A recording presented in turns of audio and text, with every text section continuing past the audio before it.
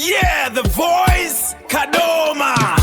Welcome to the Spanner Podcast Show, the biggest podcast in Kadoma, the voice of people. Mushonga we stress. Follow to our podcast. Nepe nyuro yevanu. Wagwan people, Wagwan family, Zita ndi Mr. Spanner, chirongwa chichinzi Kadoma Dance Killers. Ndinokuinzirai maartist akasiyana-siyana outside Kadoma, Harare, Chegutu, kwese Bulawayo, Kupi, tunoita kuti vasvike pano muchinzwawo mabatiro avanoita zvinhu zvavo. Nhasi ndine video rava Winky D vachitaura about music yavo, jini yavo yemangoma vari kuinterview yavanga vari. Inini chanda kuinzirai video rinori ndoda kuti risvike kune vamwewo vane mapodcast avo muZimbabwe vane shungu dzekuti dai vaWinky D vauya kupodcast kwangu ndambogara navo pasi tichimbokurukura tichitaura. Chandoda kuti muone nekudzidza pavideo iri, hapana mibvunzo yavaibvunzwa isina basa like inobvunzwa nemamwe mapodcast ari muZimbabwe.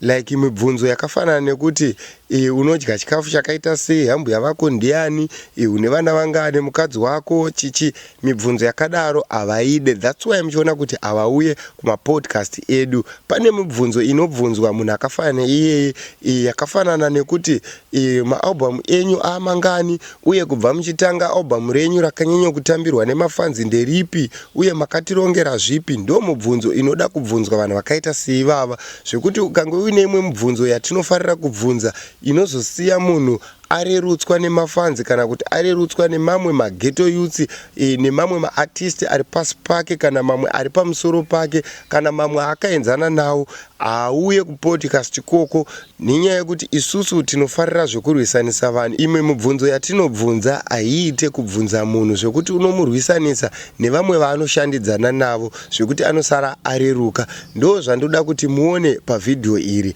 vaWinky D vachitaura. The dream is for us to grow. Zvatakabita nezuro tikangeta kuita zvimwe nhasi zvinofanira sei kuratidza kuti zvasiyana.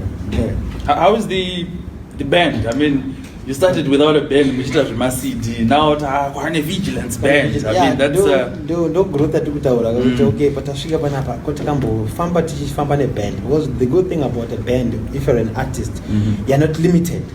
CD manje inenge chini chekuti pane part verse, pane part chorus.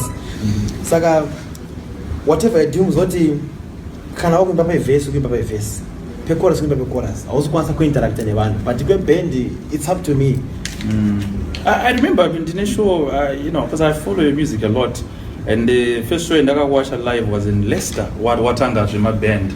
And I wasn't sure how I would adjust, because unenge wajaira, that beat CD obviously, and then you're thinking, okay, live band, will it work?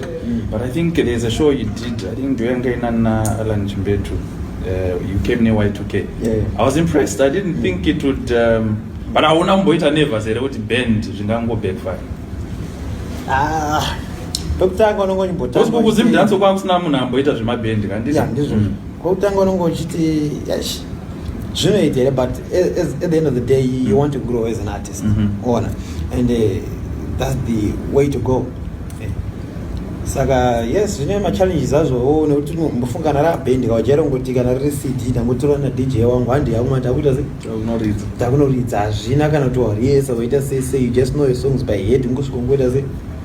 But if it's a band now, wakutora ma-personalities akasiyana. Apart from kungosenza, we have to understand each other character-wise really. Kuti tingova vanhu vakuzotaura kumani tikuita chinhu one. But does that make you more?